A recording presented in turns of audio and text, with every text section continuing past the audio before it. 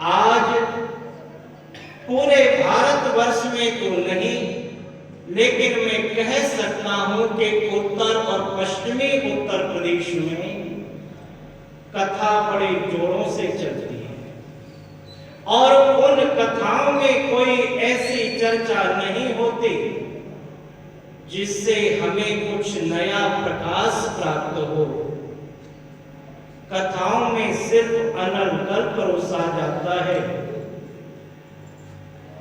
कथाएं कैसी चल रही हैं बहनों?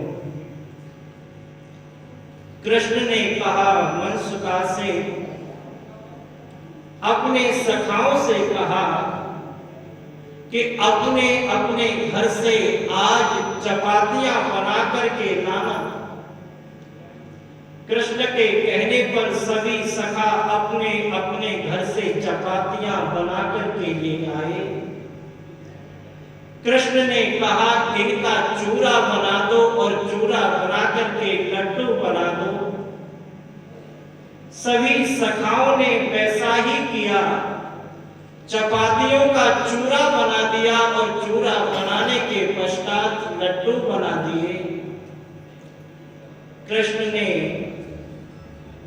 फिर आगे कहा कि ये लड्डू सभी सखाओं में बांट दो, लेकिन मनसुका को मत देना। कृष्ण के कहने से वो लड्डू समस्त सखाओं में बांट दिए गए, लेकिन मनसुका को लड्डू नहीं दिया गया। इस बात से मनसुका नाराज हो गई। मनसुका ने कहा तुम सब पर बिजली पड़ जाए।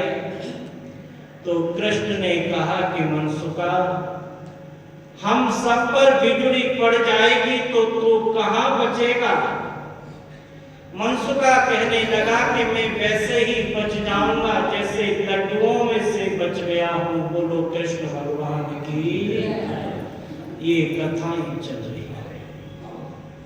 मैं बहुत कम देर के लिए बैठा हूं। उन्हें निवेदन है, जहां शरीर है वही मन होना चाहिए। मैं कह रहा था कि वेद में कहा गया है, मंत्र कहता है कि कोक या तुम,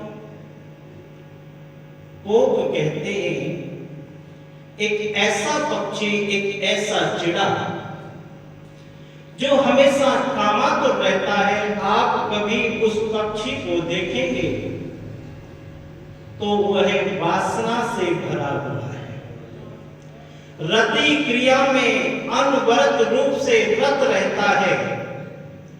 मंत्र कहता है कि जब तक हमारे जीवन में ये विषय वासनाएं अपना स्थान बनाए रखेंगी, हमारे जीवन में जब तक ये विषय वासनाएं पलती रहेंगी, हम इस संसार का आनंद नहीं ले सकते। वेद में कहा, शास्त्र में ये कहा कि वीर भोग्या वसुंधरा, इस पृथ्वी के आनंद को तो वीर लोग ही भोगते हैं। जिनके शरीर बलवान नहीं है, जिनके बाजुओं में शक्ति नहीं है, वो इस वसुधा के आनंद को नहीं ले सकता।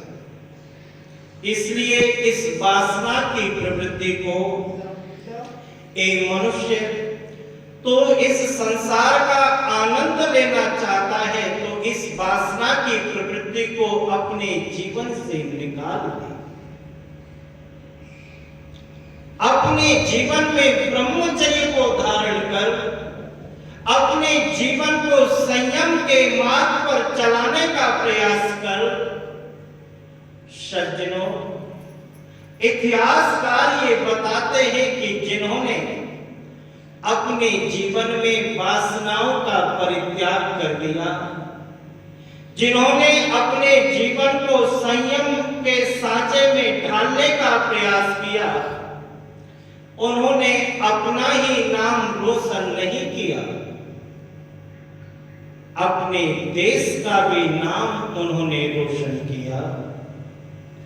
आपको स्मरण होगा इस देश के अंदर एक बहुत बड़े अच्छे पहलवान जिनका नाम था प्रोफेसर राममूर्ति। जिस समय भारतवर्ष के अंदर इनका डंका बज रहा था, उसी समय अमेरिका के अंतर्गत शिकागो में एक बहुत अच्छा पहलवान रहता था, उसका नाम था सैंडो। सैंडो को जब ये बात पता चली कि भारत में एक प्रोफेसर राममूर्ति नाम का कोई पहलवान रहता है, उसने एक भारत की भूमि के लिए पत्र लिखा। प्रोफेसर राममूर्ति के लिए एक पत्र लिखा।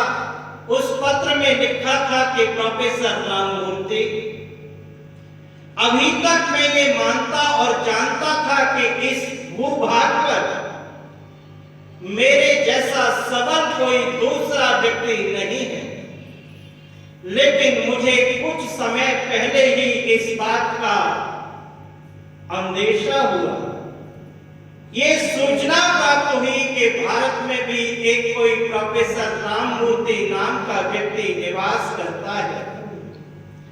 जब से मैंने ये समाचार सुना है, दिन का आराम और रात्रि की निद्रा मेरी गायब हो गई। मैं चाहता हूं, आपसे दो हाथ करना चाहता हूं, आपको सादर आमंत्रित करता हूं, आप अमेरिका आए, शिकागो आए, मेरे इस निमंत्रण को स्वीकार करें।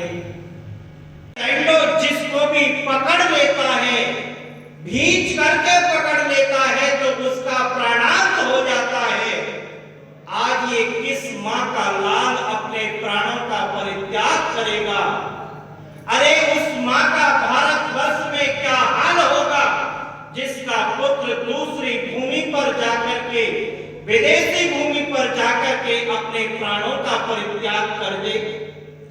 शिकागो के नर निरंतर इस चिंतन में लगे हुए हैं। उस स्टेडियम में आकर के एकत्रित हो गए, ही नाम रोशन नहीं किया, बल्कि समूचे देश का एक नाम रोशन किया